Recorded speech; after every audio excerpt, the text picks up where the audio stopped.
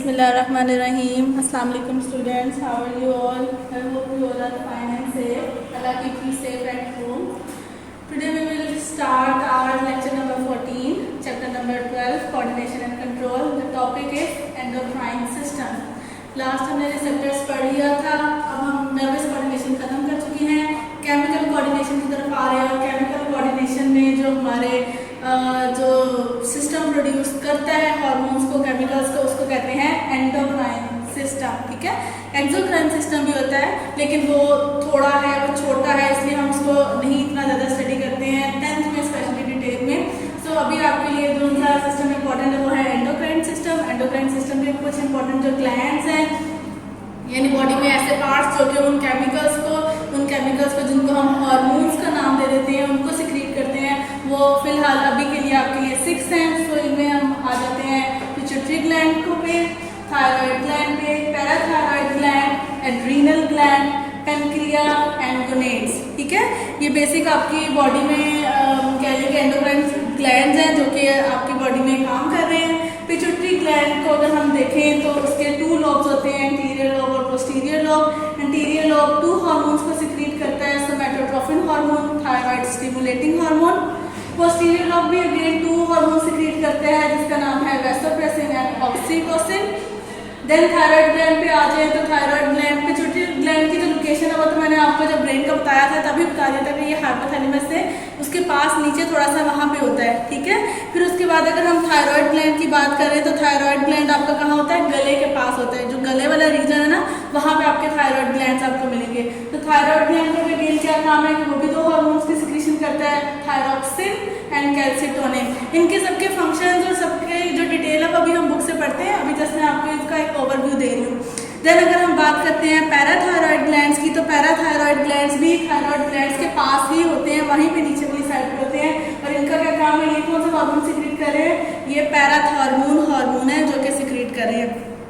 Then आ जाता है आपका एड्रीनल ग्लैंड. एड्रीनल ग्लैंड आपकी किडनी के ऊपर प्रेजेंट होते हैं. मैं आपसे जब बुक की तरफ आएंगे तो मैं वहाँ पे भी आपको इनकी लोकेशन दिखा दूंगी. ठीक है, सो ये किडनी के ऊपर होते हैं. एड्रीनल ग्लैंड के भी 2 आगे से पार्ट्स में वो उसको डिवाइड किया गया, adrenal medulla, adrenal cortex. Adrenal medulla जो हार्मोन सिक्रीट कर रहा है वो एड्रीनलिन है, और एड्रीनल कॉर्टेक्स जो हार्मोन सिक्रीट कर रहे हैं उन सबको मिक्स करके कंबाइन करके एक नाम दिया जाता है जिसको हम कहते हैं कॉर्टिकोस्टेरॉइड हार्मोन्स. ठीक है, यहाँ कॉर्टिकोस्टेरॉइड्स भी बोल देते हैं.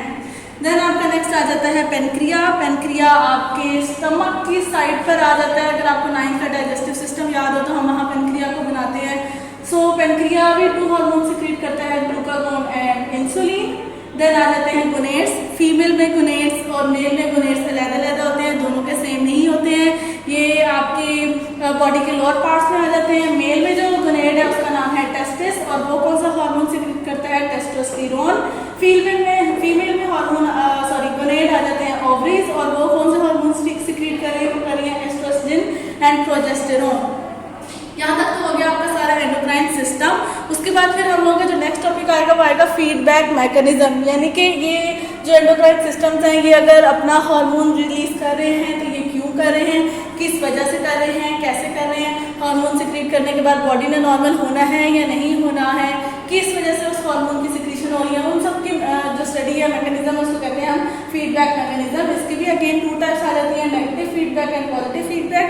डिटेल हम बुक से पढ़ लेंगे. देन हम नर्वस सिस्टम के डिसऑर्डर पढ़ेंगे जिसमें पैरालिसिस और एपिलेप्सी आ जाता है. पैरालिसिस का मतलब होता है फॉलिज का अटैक जिसको कहते हैं कि आपकी बॉडी में किसी एक पार्ट का या फिर कहीं पे भी फुल बॉडी हाफ पार्ट में वो जो डैमेज हो जाता है, वर्कआउट नहीं होता, उसको पैरालिसिस कह देते हैं. और एपिलेप्सी जिसको मिर्गी का दौरा कहते हैं. ठीक है, ये शिवरिंग जो एक सिचुएशन आ जाती है उसको हम एपिलेप्सी का नाम दे देते हैं. हम लोगों ने इन हार्मोन्स के बारे में क्या पढ़ना है, यानी आपको अगर इजी वे में इसको याद करना है तो आपके हार्मोन के बाद क्या क्या याद करना है, उसकी लोकेशन, यानी कि वो कहाँ पे प्रोड्यूस हो रहा है. आइदर वो पिट्यूटरी ग्लैंड में है, थायराइड ग्लैंड में है, पैराथायराइड ग्लैंड में है, एड्रीनल ग्लैंड में है. अगर एड्रीनल ग्लैंड में भी है तो एड्रीनल कॉर्टेक्स रीजन में या मेडुला, यानी उसका लोकेशन देखनी है, उसका नेम अच्छे से याद रखना है, उसका फंक्शन देखना है. हो गया यहाँ तक. फिर देखना है कि अगर वो ज़्यादा इंक्रीज प्रोड्यूस यानी ज़्यादा प्रोड्यूस हो गया बॉडी में तो फिर क्या हमारी बॉडी में मसला आता है, और अगर वो डिक्रीज यानी कम प्रोड्यूस हुआ है हमारी बॉडी में तो फिर हमारी बॉडी में क्या मसला आता है. आपको मैं पहले भी हर इंसान को ये पता होता है कि कुछ भी चीज़ ले लो, उसकी एक यानी मिडल एक लेवल होता है, ठीक है, वहाँ तक ही रहे तो ठीक है। हर चीज़ की अच्छाई यानी ज़्यादा भी होना गलत है और कम भी होना गलत है, ठीक है। सो हमारी बॉडी में हार्मोन्स के साथ भी ऐसे है कि वो एक सर्टन लिमिट तक अगर स्क्रीट आउट हो रहे हैं, वेल एंड गुड। अगर वो एक हद से ज़्यादा हो जाएंगे तो भी हमारी बॉडी को नुकसान है, अगर वो एक हद से कम हो जाएंगे तो भी हमारी बॉडी के लिए नुकसान ही है। अब अगर आप अपनी बुक के पेज नंबर 51 पर आओ तो मैं आपको इन ग्लैंड्स की लोकेशन बता देती हूँ, ठीक है। फिर उसके बाद हम लोग स्टडी करते हैं बुक से डिटेल में इन ग्लैंड्स के हार्मोन्स के बारे में। पेज नंबर 51 खोलें जी स्टूडेंट्स। अगर आपने पेज नंबर 51 खोल लिया तो आप लोग देखो यहाँ पे अपने हार्मोन्स ग्लैंड्स की लोकेशन, कौन कौन सा ग्लैंड कहाँ पे है। ब्रेन में आपके हाइपोथैलेमस के नीचे आपका आ जाता है पिट्यूटरी ग्लैंड, आपकी नेक रीजन में आपका thyroid gland and parathyroid gland आ रहा है। फिर किडनी के पास आपका एड्रिनल ग्लैंड आ जाता है, किडनी के पास ऊपर वाली साइड पे आ जाते हैं। पेनक्रिया आपके स्टमक की साइड पर आ जाता है। स्मॉल इंटेस्टाइन, लार्ज इंटेस्टाइन जहाँ पे डाइजेस्टिव सिस्टम आ जाता है वहाँ आ जाता है। और जो ओवरीज और टेस्टिस हैं वो आपकी लोअर बॉडी वाली साइड पर आ जाती हैं, ठीक है। ओवरीज इंटरनल है बॉडी के अंदर, जो टेस्टिस हैं वो बॉडी से बाहर एक्सटर्नली आ जाते हैं, ठीक हो गया। सो अब बैक पर आ जाएं। अब हम लोग अपना स्टार्ट करते हैं एंडोक्राइन सिस्टम को। Page number 47 endocrine system. The activities such as growth, reproduction, maintenance of glucose concentration in blood, reabsorption of water in kidney etc. need to be regulated, ठीक है। हमारी बॉडी में बहुत सारे काम चल रहे हैं और जिनको मेंटेन रखना ज़रूरी है। ग्रोथ का एक हद तक होते रहना ज़रूरी है। ये नहीं है कि थोड़ा सा बड़े हुए तो ग्रोथ को स्टॉप कर दिया, अदरवाइज वो जिसको कहते हैं छोटा बोना वो हो जाएगा, ठीक है। और अगर एक हद के बाद भी ग्रोथ होती रही तो वो आप जायजेंटिज्म यानी हद से बड़े, जो बहुत बड़े जिनके चौड़े हाथ और बड़े होते हैं, 7 फीट हाइट हो जाती है, इतने बड़े ऊंचे चले जाते हैं, ठीक है। तो वो एक्स्ट्रा हार्मोन की प्रोडक्शन की वजह से हो सकते हैं। सो वो कहने की बॉडी को में हर चीज़ का मेंटेन लेवल होना ज़रूरी है। इस तरह रिप्रोडक्शन भी है, ग्लूकोज की कंसनट्रेशन है, ग्लूकोज ज़्यादा हो जाता है जो शुगर लेवल हाई हो गया, कम हो जाता है शुगर लेवल लो हो गया। अब इंसुलिन लगाओ तो अब ये मेडिसिन खाओ, वो मेडिसिन खाओ। इसके अलावा पानी हमारी बॉडी में कितना होना चाहिए, पानी की कमी हो गई है तो यूरिन ज़्यादा प्रोड्यूस नहीं होना चाहिए, और अगर हमने बहुत ज़्यादा पानी पी लिया तो यूरिन को ज़्यादा प्रोड्यूस होना चाहिए, स्वेटिंग ज़्यादा होनी चाहिए। सो इन सब चीज़ों को रेगुलेट करने के लिए हमारी बॉडी में सिस्टम होना चाहिए जो इन सब चीज़ों को देखे। Endocrine system perform this job. So इस सिस्टम का क्या नाम है? Endocrine system. This system uses chemicals to communicate with the system with its effectors. These chemicals are known as hormones. A hormone is a specific messenger. Definition of hormone है ये. A hormone is a specific messenger molecule synthesized and secreted by an endocrine gland. These glands are ductless. Endocrine यानी कि ductless, इनकी कोई duct यानी कि कोई tube नहीं है, इनसे डायरेक्ट जो भी हार्मोन रिलीज हो रहा है वो आपके ब्लड में रिलीज हो रहा है। So these are ductless and release their secretions यानी कि hormones directly into the bloodstream. Blood carries the hormones to target organ or tissues upon which they act. So blood में वो है, blood पूरी body में flow करता है, तो जहाँ पे उन हार्मोन में जाना है, जब blood वहाँ तक पहुँचेगा तो वो हार्मोन उस आगे फर्दर ऑर्गन को, टिश्यू को, मसल को, जिसको भी जाके उसने इफेक्ट करना होगा वो उसको इफेक्ट कर देंगे। आपका आ जाता है blue box. Many glands in our body are exocrine. Such glands have duct for releasing their secretion, for example digestive gland, skin gland, ठीक है।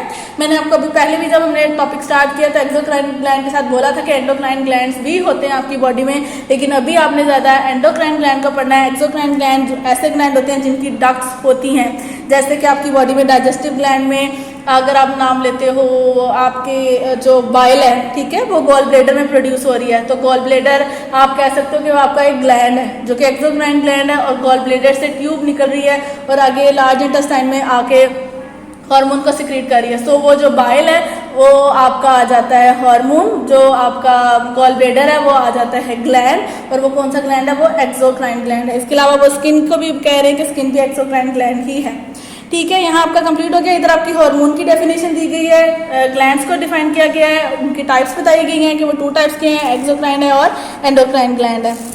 नेक्स्ट पेज पे आ जाएं। आपका ऊपर blue box, The stepwise process of metamorphosis in many animals is controlled by hormones. Life activities such as cell division in invertebrates are also regulated by hormones. Hormones also control activities like migration in birds. Hormones have been identified even in unicellular organism.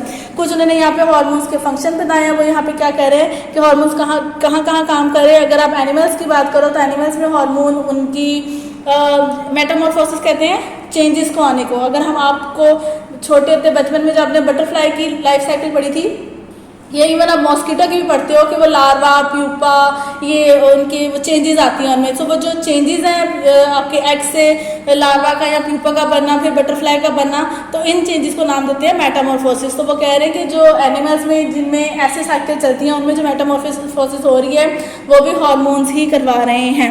इसके अलावा वो कह रहे हैं कि जो birds की migration है उनमें सर्दी है तो उन्होंने माइग्रेट करके किसी और कंट्री में चले जाना है, गर्मी है तो किसी और कंट्री में, स्प्रिंग सीजन है तो किसी और कंट्री में. इस सीजन के लिहाज से जब सर्दी होती है तो उनकी बॉडी में हार्मोन डिफरेंट प्रोड्यूस होता है, उनको पता चल जाता है हमने यहाँ से माइग्रेट कर जाना है. बर्ड्स का माइग्रेट कर जाना भी हार्मोन्स की वजह से. इसके अलावा वो कह रहे हैं कि यूनिसेलुलर ऑर्गेनिज्म, जो सिंगल सेल के ऑर्गेनिज्म होते हैं, उनमें भी देखा गया है कि हार्मोन्स की सिक्रीशन हो रही है. यानी आप उनमें हार्मोन्स का नाम नहीं दे सकते, उनमें आप केमिकल्स कहोगे कि ऐसे यूनिसेलुलर एनिमल्स में केमिकल्स की सिक्रीशन होती है और उन केमिकल्स को देख के फिर आगे फर्दर उन्होंने मूवमेंट शो करनी होती है या अपनी को सेल में किसी भी चीज़ को चेंज करना है तो वो चेंज करते हैं. देन आप आ जाइए अपने इंपॉर्टेंट एंडोक्राइन ग्लैंड में. आपका फर्स्ट ग्लैंड आ गया पिट्यूटरी ग्लैंड. ठीक है, it is P shape structure. P shape यानी कि मटर का दाना, पी शेप. ठीक है, स्ट्रक्चर होता है attach to the hypothalamus of brain. Brain में हाइपोथैलेमस रीजन में many hormones, for example trophin hormones of pituitary gland influence the secretion of other endocrine glands. यानी कि वो ये कह रहे हैं कि इस ग्लैंड से जो हार्मोन सिक्रीट आउट होते हैं वो जाके दूसरे ग्लैंड्स को स्टिमुलेट करते हैं कि वो अपना भी हार्मोन सिक्रीट करें. ठीक है, however some hormones of these glands act directly on various tissues of body. और इसके अलावा इस ग्लैंड के हार्मोन्स डायरेक्टली भी जाके किसी भी बॉडी के जो पार्ट को है उसको उसमें अगर चेंजेस लानी है तो वो चेंजेस भी ला सकते हैं. There are 2 lobes of pituitary gland, that is anterior lobe and posterior lobe. वो कह रहे हैं कि इसके 2 पार्ट्स हैं, इंटीरियर लोब और पोस्टीरियर लोब. इंटीरियर फ्रंट आ गया, पोस्टीरियर बैक साइड आ गई. इंटीरियर लोब को पढ़ते हैं. Anterior lobe it produces many hormones, बहुत सारे हार्मोन प्रोड्यूस करता है, but one of its most important hormone is somatotrophin hormone which is the growth hormone. ठीक है, यानी ग्रोथ में हेल्प करता है. It promotes the growth of body if the production of this hormone is diminished. यानी कि कम हो जाती है, ख़त्म हो जाती है.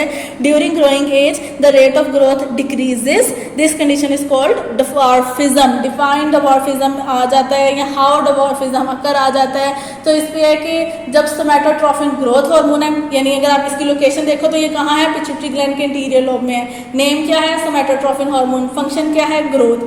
अब अगर ये कम हो जाता है तो क्या हो जाता है, कम या खत्म हो जाता है तो डिवॉर्फिज्म, जिसको हम बोना कहते हैं. ठीक है, कद छोटा रह जाता है, ये वाली कंडीशन आ जाती है. और अगर ये एक्सेसिवली प्रोड्यूस हो जाता है, इंक्रीज हो जाता है तो क्या होता है, if this hormone is excessively produce during growing age it leads to gigantism, very tall and overweight. यानी कि आप बहुत हद तक बड़े हो जाते हो, एक नॉर्मल साइज से या हाइट से ज़्यादा ऊंचे हो जाते हो. If somatotrophin is excessively produce after growing age, यानी कि ये रुक ही नहीं रहा, आप बड़े हो गए हो फिर भी प्रोड्यूस होता जा रहा है, then internal organs and body extremities alone grow large. This condition is known as acromegaly.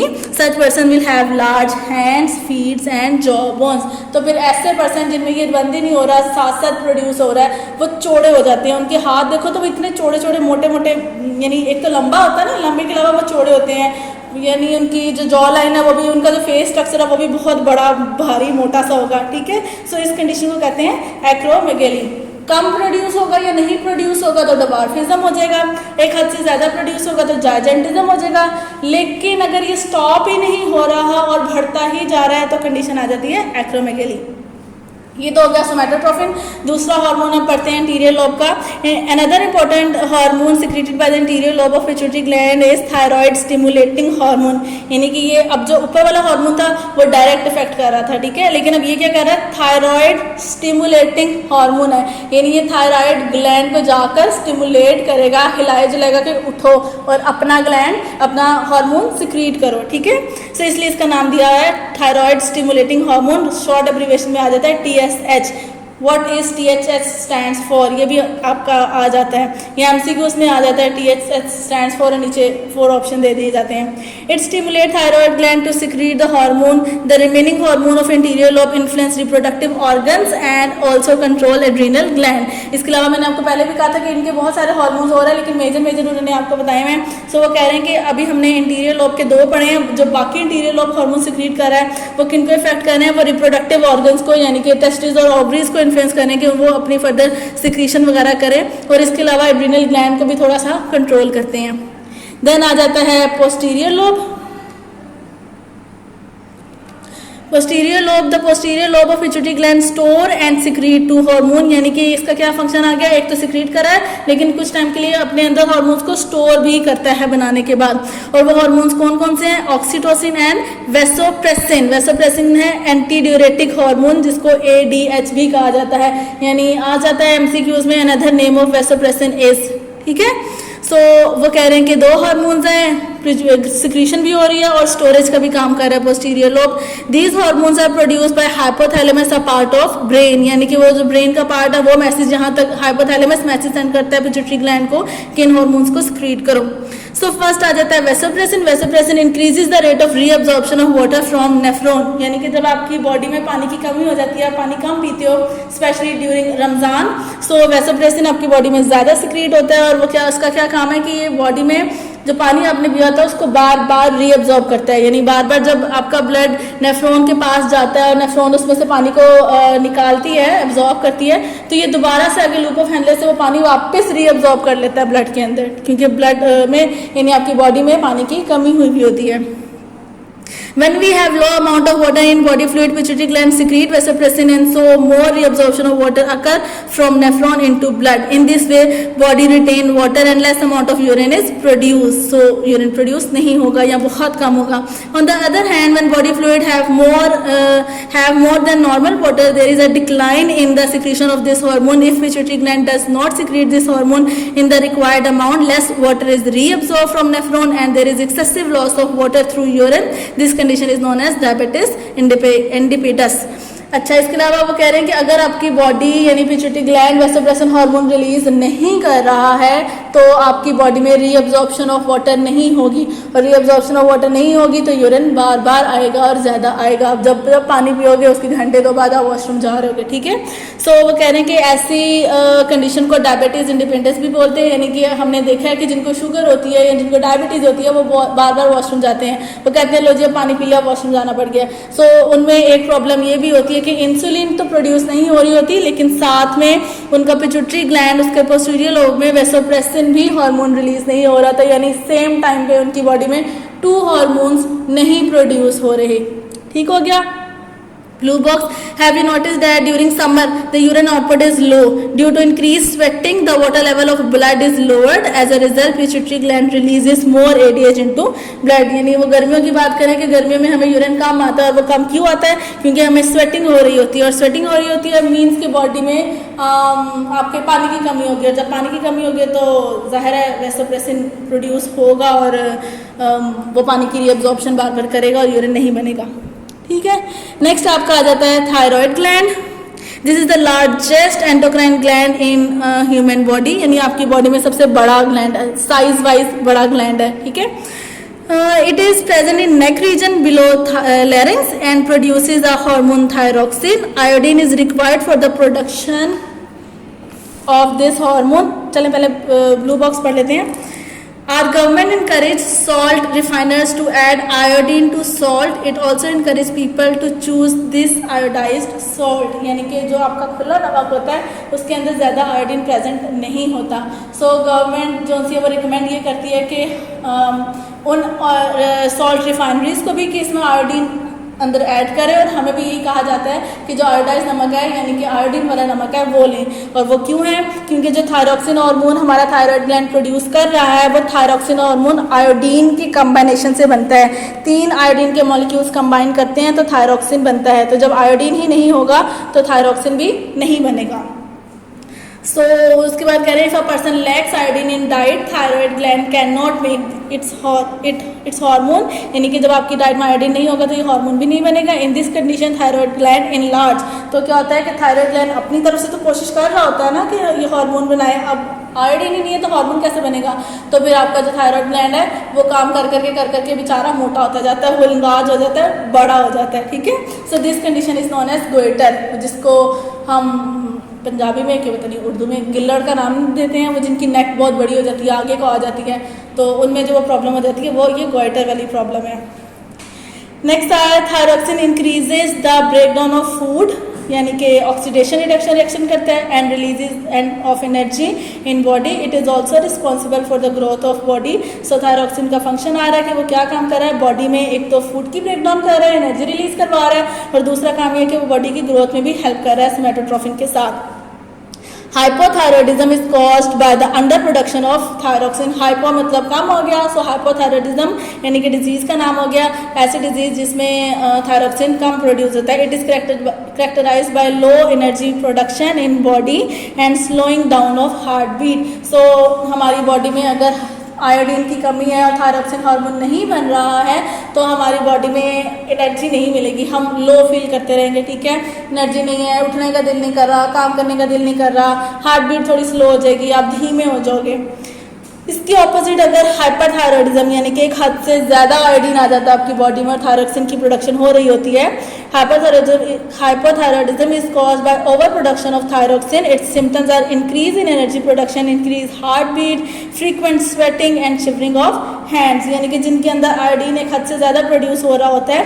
So iodine एक हद से ज़्यादा है और थायरॉक्सिन एक हद से ज़्यादा प्रोड्यूस हो रहा है तो उनमें एनर्जी बहुत ज़्यादा आ जाती है, वो बहुत एनर्जेटिक हो जाते हैं, उनका हार्ट बीट भी नॉर्मल से ज़्यादा, अगर हमारा 70 टाइम बीट्स कर रहा है तो उनका 78 टाइम बीट्स कर रहा होगा, और उनको शिवरिंग भी होती रहती है, साथ में उनके हाथ कांपते रहते हैं, और उसके अलावा स्वेटिंग भी उनको बहुत ज़्यादा होती है ऐसे पर्सनस को।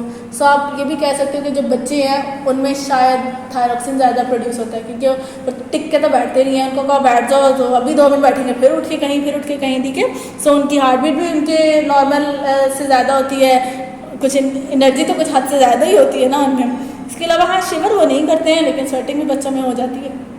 खैर नेक्स्ट आ जाए, the thyroid gland produces another hormone called calcitonin. It decreases the level of calcium ions in blood and promotes the absorption of calcium from blood into bones, यानी कि जब आपकी बोन्स में कैल्शियम की कमी हो जाती है तो फिर क्या करता है ये hormone gland calcitonin hormone secrete करता है, और कैल्सीटोनिन हार्मोन क्या करता है कि आपके ब्लड में जितना भी कैल्शियम होता है उसको लेकर तो आपकी जो बोन्स हैं उनमें डिपॉजिट कर देता है, यानी बोन्स को स्ट्रॉन्ग कर देता है। ठीक हो गया। सो बॉडी में कैल्शियम का होना भी ज़रूरी है, कैल्शियम होगा तो ही ये काम करेगा। अगर कैल्शियम नहीं है, अगर कैल्शियम का यानी बॉडी में है ही नहीं तो कैल्सीटोनिन चाहे जितना मर्जी प्रोड्यूस होता रहे, जब ब्लड में ही आपका कैल्शियम नहीं है तो उसने बोन्स में क्या स्टोर करना है। ठीक हो गया यहाँ तक। अब आ जाए parathyroid gland. these are 4 glands situated on the posterior side of thyroid gland, यानी थायराइड ग्लैंड की बैक साइड पे क्या हुआ, they produce a hormone known as parathormone. It increases the level of calcium in ions in blood. अब ये calcitonin के opposite काम कर रहा है। कैल्सीटोनिन ब्लड में से कैल्शियम लेके बोन्स में डिपॉजिट कर रहा है, और पैराथॉर्मोन अगर ब्लड में कैल्शियम का लेवल कम हो गया तो बोन्स में से निकाल कर ब्लड में लेकर आ रहा है। सो ये गलत है। अगर वो बोन्स में से निकाल के ब्लड में लेकर आ रहा है तो यानी कि बोन्स वीक हो रही हैं, उनमें होलो अपीयरेंस आना शुरू हो गई है। सो ये चीज़ नहीं होनी चाहिए, कैल्शियम का इंटेक लेते रहना चाहिए। When there is increased production of parathormone, more than normal calcium salts are absorbed from the bones and added to blood. Consequently, the bones become brittle, यानी कि सख्त हो जाती हैं, और ऐसी वाली सख्त होती है कि उनको जब आप जिस तरह अगर आप सूखी लकड़ी लेते हो, ठीक है, वो सख्त होती है, स्ट्रेट इरेक्ट होती है, लेकिन अगर उसको आप बेंड करने की कोशिश करो तो वो टूट जाती है। सो बोन्स के भी साथ वैसे करें कि होती वो सख्त है लेकिन अंदर से होल हो गई होती हैं, थोड़ा सा भी उन पर प्रेशर आपने डाला तो वो टूट सकती हैं। If there is deficiency in the production of parathormone, blood calcium level falls. It leads to tetany, which affects the functioning of muscles. यानी कि अगर ब्लड में कैल्शियम लेवल कम हो जाता है तो फिर टेटनी डिजीज हो जाती है, और अगर टेटनी डिजीज हो जाती है तो वो मसल्स को थोड़ा सा, यानी मसल्स के वर्कआउट में नॉर्मलाइज नहीं होता, मसल का वर्कआउट ठीक से नहीं हो रहा होता। ब्लू बॉक्स पे आ जाए। Calcitonin and parathormone complement each other and regulate the level of calcium ions in the blood. यानी कि कहने कि कैल्सिटोनिन और पैराथॉर्मोन एक दूसरे के ऑपोजिट काम करते हैं और वो ब्लड में एक्चुअली कैल्शियम का लेवल मेंटेन रखते हैं, ठीक है। ब्लड में अगर एक हद से ज़्यादा कैल्शियम हो जाता है, कैल्सिटोनिन उसको बोन्स में डाल देता है, और अगर ब्लड में कैल्शियम का लेवल कम हो जाता है तो पैराथॉर्मोन बोन्स में से निकाल कर ब्लड में ले आता है कैल्शियम को। Tetani is marked by sharp flexion of the wrist and ankle joints. Tetani क्या है, यानी हाथ पाँव का थोड़ा सा मुड़ जाना, यानी कह लो कि क्या, जिसको हम अक्सर जी लोग कहते हैं जी ये वो हाथ पाँव मोड़ रहे हैं तो जी चुड़ैलें आ गई हैं, इस पर साया हो गया तो ये है तो वो है, वो असल में वैसा होता नहीं है, वो टेटनी डिजीज हो जाती है जिसकी वजह से हाथ पाँव मुड़ने लग जाते हैं। इसके अलावा वो कह रहे हैं wrist and ankle joint muscle twitching, यानी कि जिसे हम कहते हैं हमारा क्या मसल खिंचा गया है, ठीक है, खिंच पड़ गई है यहाँ पर, तो वो वाला आ जाता है muscle twitching. Cramps and convulsion, यानी कि कह लो कि नाड़ पे नाड़ का चढ़ जाना, और ये वाली जो आपकी दर्द वगैरह होती है इन सबको कहते हैं ये। It is due to decrease blood calcium level which makes the nerves and muscles more excitable. और वो कह रहे हैं कि इसमें क्या होता है, ये क्यों होती है ये सारी चीज़ें, यानी हाथ पाँव का मुड़ना या नाड़ पे नाड़ का चढ़ना या मसल पुल हो जाना जिसको कहते हैं मसल खींचना, तो वो कह रहे हैं कि ये सब चीज़ें आपके ब्लड में कैल्शियम की डिक्रीज़ होने की वजह से होते हैं, और इसका रिजल्ट ये होता है कि जब कैल्शियम लेवल ब्लड में डिक्रीज़ हो जाता है तो मैसेज जाता है आपके ब्रेन को, और ब्रेन में से नर्व इम्पल्सेस जनरेट होना शुरू हो जाती हैं। नॉर्मल की बजाय नॉर्मल से ज़्यादा एक्साइटेबल होता है, एक हद से ज़्यादा एक्साइटेड हो गया वो एक हद से ज़्यादा प्रोड्यूस करना शुरू हो जाता है। सो वो इम्बैलेंस नर्व इम्पल्सेस का जनरेट बॉडी में ये जो ये रिस्ट का और एंकल का जॉइंट का मसल ट्विचिंग का जो प्रॉब्लम है ये जनरेट करता है, ठीक। नीचे अब आ जाएं एड्रीनल ग्लैंड के ऊपर। 2 adrenal glands are situated above kidney. Each contains 2 adrenal glands are situated above kidney. Each adrenal gland consists of 2 parts. The outer part is cortex and the inner part is medulla. Renal and medulla secretes a hormone called epinephrine या फिर और adrenaline, यानी दोनों एक ही hormone के नाम है, उसको एपिनेफ्रीन भी कह सकते हैं और एड्रेनालिन भी कह सकते हैं। इन रिस्पॉन्स टू स्ट्रेस, तो ये हार्मोन कब रिलीज हो रहा है, जब आप किसी स्ट्रेस में होते हो तो आपकी बॉडी का जो एड्रेनल मेडुला यानी कि जो उसका कह लें कि रीजन है, इनर रीजन है, वो एपिनेफ्रीन और एड्रेनालिन या फिर एड्रेनालिन प्रोड्यूस करता है। It prepare our body to overcome emergency situation, therefore adrenaline is also termed as emergency hormone. So आप एड्रेनालिन को इमरजेंसी हार्मोन भी कह सकते हैं। The adrenal cortex secrete many hormones called corticosteroids which maintain the balance of salts and water in blood. So adrenal cortex बहुत सारे hormones को release करते हैं, लेकिन इनको कंबाइन करके हम corticosteroids का नाम दे देते हैं, और वो आपकी बॉडी में क्या कर रहा है, सॉल्ट और वाटर को कंट्रोल कर रहा है, उसको बैलेंस कर रहा है। देन आ जाते हैं आप अपने ब्लू बॉक्स पे आ जाओ। When a person experiences fear, anger or anxiety, the rate and intensity of heartbeat increases, blood pressure increases, blood flow to the limbs increases, blood flow to the alimentary canal and skin is reduced. Such changes prepare the body to face any emergency situation. यानी कि ये वो अगर आप अपने peripheral nervous system में बात करो, सोमैटिक और पैरासिम्पैथेटिक नर्वस सिस्टम की, तो यहाँ पे ये वो वाला बात कर रहे हैं, ठीक है, कि इमरजेंसी फाइट और फ्लाइट जो मैकेनिज्म है उस टाइम पे एड्रीनल ग्लैंड अपनी सिक्रीशन को प्रोड्यूस करता है, स्पेशली एड्रीनल मेड्यूला। नीचे आ जाए आप अपने पेनक्रिया पर। The organ has 2 function. The major part of pancreas is a ducted exocrine gland, यानी कि पेनक्रिया भी वो कह रहे हैं कि एक्सोक्राइन ग्लैंड एंडोक्राइन भी है, लेकिन उसका जो मेजर पार्ट है वो एक्सोक्राइन ग्लैंड का है, क्योंकि इधर से भी जो आपके डाइजेस्टिव सिस्टम में जो जा रहे हैं पेनक्रिया से जूस वगैरह, वो सब डक्ट के थ्रू ही जा रहे हैं। This portion secreted digestive enzymes through a duct into the small intestine. सम नेक्स्ट पेज पे आ जाए, page number 50। Some portion of pancreas serve as ductless, यानी कि कुछ इसका पोर्शन पेनक्रिया आपका endocrine as well as exocrine system में दोनों में ही आ जाता है। कुछ इसका पोर्शन एंडोक्राइन है, कुछ एक्सोक्राइन है। This portion contain groups of endocrine cells refer to as islets of Langerhans, यानी कि जो एंडोक्राइन ग्लैंड है, इसका जो एंडोक्राइन पार्ट है, जो ऐसा पार्ट पेनक्रिया का जो कि एंडोक्राइन ग्लैंड के तौर पर एक्ट कर रहा है, उसके पास जो सेल्स हैं उनको आइलेट्स ऑफ लैंगरहैंस कहते हैं, क्योंकि इसको लैंगरहैंस ने डिस्कवर किया था, उसके नेम से इनको लिखा जाता है। These islets secreted two hormone that is insulin and glucagon। ये जो सेल्स हैं ये दो हार्मोन्स रिलीज करते हैं, इंसुलिन और ग्लूकागॉन। इंसुलिन और ग्लूकागॉन का क्या काम है, एक दूसरे के ऑपोजिट काम करते हैं। इंसुलिन ब्लड में ग्लूकोज लेवल को कम करती है और ग्लूकागॉन ब्लड में ग्लूकोज लेवल को इंक्रीज करता है। So glucagon influence the liver to release glucose in the blood and so the blood glucose concentration rises. Insulin influence the liver to take excess glucose from blood and so the blood glucose concentration falls। यानी एक हद से ज़्यादा अगर body में sugar हो गई है, एक हद से कम बॉडी में शुगर यानी ग्लूकोज, शुगर जो वर्ड बोल रही है ग्लूकोज का वर्ड है ये, बॉडी में एक हद से ज़्यादा ग्लूकोज का हो जाना या कम हो जाना इंसुलिन और ग्लूकागोन को प्रोड्यूस करवाते हैं। If a person's pancreas does not make normal quantity of insulin, the blood glucose concentration rises, and we say that the person has diabetes mellitus। Persons with diabetes have loss of body weight, weakening of muscles and tiredness। The disease can be controlled by the insulin administration। यानी जिनको diabetes होती है उनको insulin लगा दिया जाए तो उनमें ये वाले फिर नहीं होते हैं मसले, यानी उनका वेट नहीं गिरता, उनके मसल्स नहीं कम होते या वो टायर्डनेस थकावट फील नहीं करते हैं। Formerly insulin extracted from animals was used for this purpose। शुरू में जब नया इंसुलिन निकाली गई थी तो वो पहले एनिमल्स में से ही निकाली गई थी, लेकिन अब आर्टिफिशियली बना लेते हैं।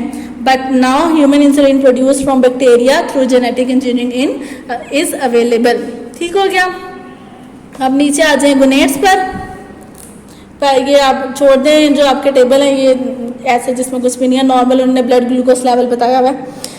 अच्छा जी, गोनेड्स, टेस्टिस जो कि सिंगुलर टेस्टिस होता है और वैसे टेस्टीज हो जाता है। And ovaries are the male and female reproductive organ. Testis male में आ जाता है, ओवरीज फीमेल में आ जाती हैं। और इनको जब कंबाइन करके हम बोलते हैं तो गोनेड्स का नाम भी दे देते हैं। ठीक है, गोनेड्स हैं, मेल में टेस्टिस एंड फीमेल में ओवरीज हैं। In addition to producing gametes, gonads also secrete hormones, यानी कि वैसे तो इनका काम गैमीट्स प्रोड्यूस करना है, male gametes and female gametes, यानी जो मियोसिस के लिए सारा प्रोसेस मियोसिस का चलता है, और जो हम लोग रिप्रोडक्शन में जिनको हम एक्सेल का नाम दे देते हैं या फिर स्पर्म्स का नाम दे देते हैं। सो यहाँ पे वो जो स्पर्म्स और एग्स बन रहे हैं वो टेस्टिस और ओवरीज में ही बनते हैं, लेकिन इसके साथ साथ ये अपने अंदर हार्मोन्स भी सिक्रीट कर रहे हैं। और उन हार्मोन्स को सेक्स हार्मोन्स का नाम भी दिया जाता है। Testis secrete hormone called as testosterone which is responsible for the development of male secondary sex characters such as growth of hair on face and roughness of voice. तो testosterone क्या काम कर रहा है कि वो जो स्पर्म प्रोड्यूस हुआ है उसके अंदर ऐसी चेंजेस ला रहा है कि जिसकी वजह से अगर जो बेबी है वो बेबी बॉय में कन्वर्ट होना है तो उसमें बॉय वाली चेंजेस आई, यानी जब वो ग्रोथ अपनी एक लिमिट तक पहुंचेगा, एक टीन एज में आएगा तो उसकी फेस के ऊपर जो हेयर आना शुरू हो जाएंगे, उसकी जो आवाज़ है वो भारी होना शुरू हो जाएगी, यानी लड़कियों से वो थोड़ा डिफरेंट आना शुरू हो जाएगा। तो वो कह रहे हैं कि इसमें ये सेकेंडरी सेक्स कैरेक्टरिस्टिक्स आ जाएंगी। ओवरीज क्या काम कर रही हैं? Ovaries secrete estrogen and progesterone which are responsible for the development of female secondary characters such as the development of breast etcetera. So ovaries के अंदर जो आपका एग रिलीज हो रहा है उनके अंदर एस्ट्रोजन और प्रोजेस्टेरोन का लेवल इंक्रीज होता है ताकि अगर वो एग कंबाइन करता है और बेबी गर्ल बनती है फर्दर आगे, तो जो बेबी गर्ल है उसमें जो गर्ल वाली जो चेंजेस हैं, सेकेंडरी जो गर्ल की चेंजेस हैं वो आए, जैसे कि उसके अंदर वो कह रहे हैं ब्रेस्ट की प्रोडक्शन हो जाती है या मिल्क की प्रोडक्शन होती है। ठीक है, सो वो मिल्क की प्रोडक्शन या ब्रेस्ट की डेवलपमेंट, उसका साइज का इंक्रीज करना जो फीमेल्स में है वो एस्ट्रोजन और प्रोजेस्टेरोन की वजह से आ जाता है। ये सेकेंडरी कैरेक्टरिस्टिक है, सेकेंडरी सेक्स कैरेक्टरिस्टिक्स। देन आ जाए आप फीडबैक मैकेनिज्म पे। Endocrine glands do not secrete their hormones at a constant rate. So वो कह रहे हैं कि चाहे एंडोक्राइन है चाहे एक्सोक्राइन है, दोनों सिस्टम हर टाइम अपने सिक्रेशंस हार्मोन्स को रिलीज़ नहीं कर रहे होते हैं। एक टाइम सर्टन आता है जब बॉडी में उनकी ज़रूरत होती है तभी वो रिलीज़ होते हैं, उसके बाद वो ख़त्म हो जाते हैं या कम हो जाते हैं या नहीं बन रहे होते हैं, फिर जब दोबारा ज़रूरत पड़ती है तो फिर बनने लग जाते हैं। The rate varies with the need of the body. Like many other functions in body, the secretion of hormones is also regulated by feedback mechanism. Feedback mechanism means the regulation of a process by the output of the same process.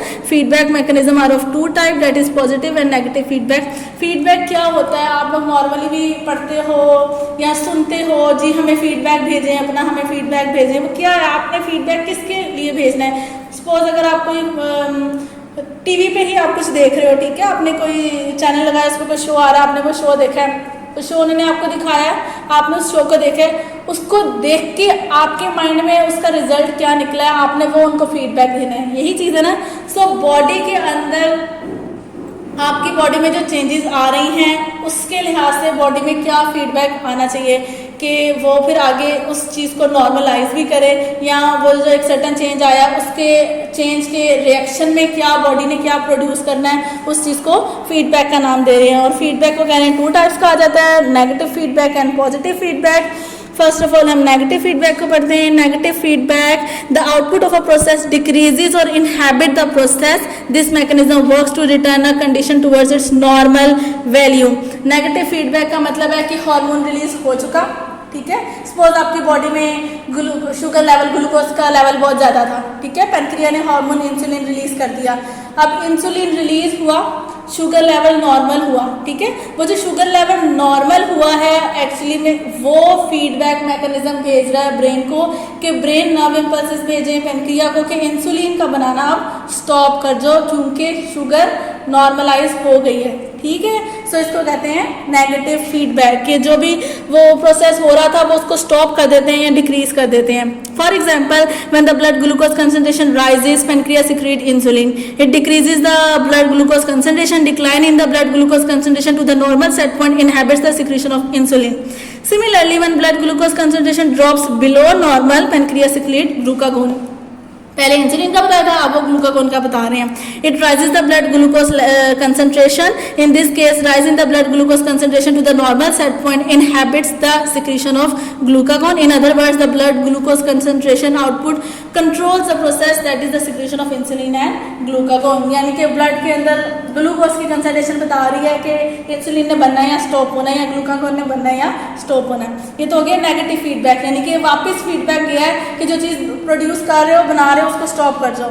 अब है positive feedback, यानी positive feedback किसी चीज़ के change की होने की वजह से बॉडी में फर्दर आगे चेंज आ गया, ठीक है, इनहैबिट नहीं हुआ लेकिन चेंज आया, प्रोड्यूस हुआ है कुछ।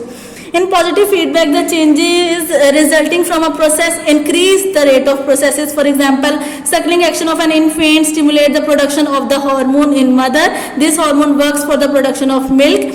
More suckling leads to this more hormone, which in turn leads to more milk production. And एक एग्जाम्पल आपको यहाँ पे suckling बेबी की दी है, यानी ऐसी मदर्स जो कि बेबी को फीड कराती हैं मिल्क, तो वो कह रहे हैं कि जब बेबी सक करता है तो और ऑटोमेटिकली मदर के अंदर हार्मोन की प्रोडक्शन होती है। जैसे ही वो हार्मोन जाता है आपके ब्रेन तक, तो ब्रेन आगे से जो ब्रेस्ट के अंदर जो पूरा एक सिस्टम चल रहा है मिल्क प्रोसेसिंग का, वो फिर वहाँ पे फीड यानी पॉजिटिव फीडबैक भेजता है और मिल्क की प्रोडक्शन शुरू हो जाती है। ठीक हो गया यहाँ पे नेगेटिव और पॉजिटिव फीडबैक। अब आ जाते हैं disorders, nervous disorders.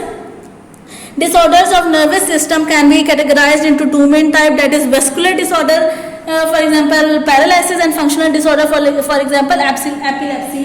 Name indicate कर रहे हैं वस्कुलर डिसऑर्डर, यानी वेसल्स में कोई मसला आ गया है, ब्लड ठीक से पहुंच नहीं पा रहा, आर्टरी वेन कैपिलरी कहीं ना कहीं किसी वेसल में मसला है। और फंक्शनल डिसऑर्डर यानी कि नर्वस सिस्टम में फंक्शन नहीं हो रहा ठीक से, यानी कि नर्व इम्पल्सेस या तो बहुत ज़्यादा जनरेट हो रही है या नहीं हो रही, यानी उसमें इम्पल्सेस में मसला आ रहा है तो वो आ रहा है। सो वो वस्कुलर डिसऑर्डर का जो एग्जाम्पल उन्होंने वो पैरालिसिस की दे दिया, और फंक्शनल डिसऑर्डर में एपिलेप्सी की। Vascular disorders are due to any disturbance in the blood supply to nervous system, while functional disorder are due to the disturbance in nerve impulses generated and generation and transmission. Next page पे आ जाए, page number 52, paralysis.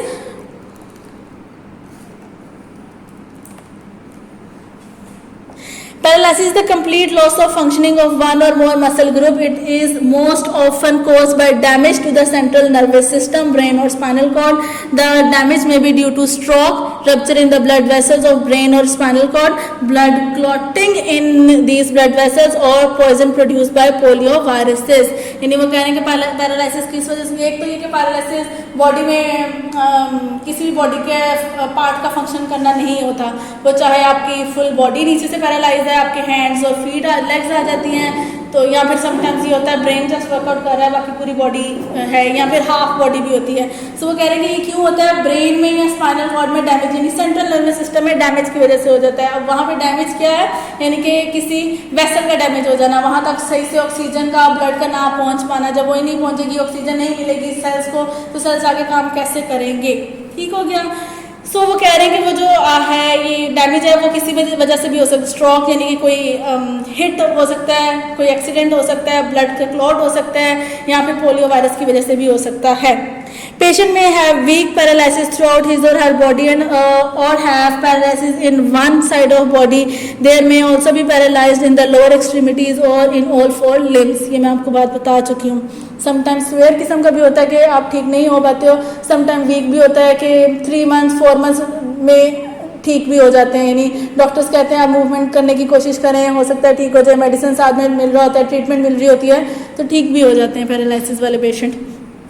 Epilepsy is a nervous disorder in which there is abnormal and excessive discharge of nerve impulses in brain, यानी एक हद से ज़्यादा जो nerve impulses है वो जनरेट होने लग जाती है। It causes unprovoked seizure in patient, यानी कि शिवरिंग जिसको कहते हैं, ठीक है, एकदम बैठे बैठे शिवरिंग स्टार्ट हो जाना, अनप्रोवोक्ड, पता नहीं है और अचानक से एकदम वो शिवरिंग स्टार्ट हो जाना। A seizure of epilepsy is a temporary abnormal state of brain marked by convulsions, यानी कि वो कह रहे हैं थोड़ी टाइम के लिए होती है, कुछ सेकंड्स के लिए या 1-2 मिनट के लिए, उसके बाद पेशेंट ठीक हो जाता है। अगर आपको वो शाहरुख खान की मूवी याद हो, कौन सी थी मुझे अब खुद भी नहीं आइडिया, लेकिन वो जिसमें वो सब मिलके सारे फ्रेंड्स, तो एक कह लो कि लॉकर होता है उसको खोलना होता है, उसमें इनका एक वो जो फादर के जो फ्रेंड होते हैं जिन्होंने उसका लॉकर खोलना होता है उनको अटैक होता था, वो यानी एकदम काम करते करते गिर जाते थे और शिवरिंग करना शुरू कर जाते थे, वो वाला जो अटैक था ना वो उसको एपिलेप्सी का नाम देते हैं। In younger people, epilepsy may be due to genetic or developmental causes. In people over age 40 year, brain tumor are more likely to cause epilepsy. ठीक है, वो कह रहे हैं कि जो यंग अगर हैं, टीनेजर्स हैं, जो यंग है 30 वाले हैं, 20 वाले हैं, तो उनमें अगर हो रहा है तो वो जेनेटिक प्रॉब्लम है, यानी जब वो कह लो या तो उनको बाय बर्थ ये चीज़ मिली है या उनको पीछे से विरासत में मिली है, ठीक है। लेकिन अगर ऐसा नहीं है और 40 ईयर्स क्रॉस कर लिया और उसके बाद कुछ ऐसा हो रहा है तो इट्स मीन्स कि वो ब्रेन में कहीं ना कहीं कोई ट्यूमर की फॉर्मेशन हो रही है जिसकी वजह से नर्व इम्पल्सेस ठीक से नहीं आ पा रही हैं। Head trauma and central nervous system infections में cause epilepsy at any age. इसके अलावा हेड ट्रॉमा यानी सर का दर्द रहना, ठीक है, यानी सर में कोई ना कोई मसला रहना, वहाँ पे कोई ट्यूमर का फॉर्मेशन हो जाना, यहाँ पे कह लो कि नर्वस सिस्टम इन्फेक्शन वगैरह हो जाना, ये पोलियो वायरस की वजह से भी, सो वो कह रहे हैं कि उसकी वजह से भी ये काम हो सकते हैं। There is no cure of epilepsy but medicine can control seizure. वो कह रहे हैं इसका प्रॉपर कंट्रोल तो नहीं है, लेकिन हाँ वो जो अटैक्स आते हैं उनको कंट्रोल किया जाता है। जैसे किसी को अगर दिन में 3 दफ़ा हो रहा है, 4 दफ़ा हो रहा है, तो मेडिसिन की वजह से वो 2 दफ़ा हो जाएगा, ठीक है, सो उसको कंट्रोल किया जा सकता है। Patients of epilepsy have to take medicines daily for the treatment as well as prevention of seizures. These are termed anticonvulsant or antiepileptic drugs. So जैसी जो हैं उनको जो मेडिसिन दी जाती हैं ट्रीटमेंट के लिए, उनकी उन्होंने यहाँ पे नेम आपको इंडिकेट कर दिए हैं। ब्लू बॉक्स पे आ जाएं। During a seizure attack, objects should never be placed in a patient's mouth as it can result in serious injury. It is possible that the patient will bite his or her own tongue. So वो कह रहे हैं कि जब ऐसा कुछ attack होता है तो अक्सर लोग जो है ना मुंह में कुछ ना कुछ रख देते हैं कि जी उसकी ज़ुबान ना बीच में आ जाए, उसके दांतों के या कुछ भी ऐसा, तो ऐसा नहीं करना चाहिए। समटाइम्स ऐसा होता है कि अगर आप कुछ हार्ड ऑब्जेक्ट रख रहे हो तो वो इतनी ज़ोर से बाइट कर देता है कि उसकी अपनी ज़ुबान भी साइड पे आ सकती है, वो जो हार्ड ऑब्जेक्ट रखा है वो टूट के उसको अंदर कहीं लग सकता है। तो हार्ड ऑब्जेक्ट की बजाय आप किसी दुपट्टे को, कोई रुमाल को, कोई जो सॉफ्ट चीज़ है उसको आप थोड़ी देर के लिए उसके मुँह में रख दो तो वो ज़्यादा बेहतर है एज़ कम्पेयर टू आप किसी हार्ड ऑब्जेक्ट को रखो, ठीक हो गया, आपका हो गया चैप्टर कंप्लीट। जो एमसीक्यूज है वो कोशिश करें आप खुद करें। इसके अलावा ये कि जो पहले जो मैंने आपको बताया था वो मैंने एज अ शॉर्ट बताया था, लेकिन जो ये एंडोक्राइन सिस्टम है ये एज अ लॉन्ग आपको आता है। पिट्यूटरी ग्लैंड के ऊपर आ जाता है, आपको उसके ग्लैंड हार्मोन्स के बारे में लिखे हैं, थायराइड ग्लैंड का आ जाता है, पेनक्रिया का आ जाता है। सो ये इम्पॉर्टेंट है, आपने करने हैं। नेगेटिव या पॉजिटिव फीडबैक मैकेनिज्म पे क्वेश्चन आ जाता है as a long. So endocrine system से आगे आपको ये एज अ लॉन्ग याद करने हैं। पीछे लॉन्ग एसेस नहीं था सिवाय ब्रेन के टॉपिक के, 4 ब्रेन वाले टॉपिक के, लेकिन अभी आगे ये सारा आपका लॉन्ग है और ये 10th के इस यानी चैप्टर का न्यू टॉपिक है जिसे कहें। पीछे जितना आपने पढ़ा वो आप पहले क्लासेस में भी पढ़ के आ चुके हो, वो मुश्किल नहीं है आपके लिए। ये थोड़ा सा था जो कि आज का टॉपिक है, इसको आपने अच्छे से पढ़ना है। लॉन्ग क्वेश्चंस लिखने हैं, याद करने हैं अच्छे से। इसके अलावा जो डायग्राम्स है उनको भी लिखना है। अल्लाह हाफिज़।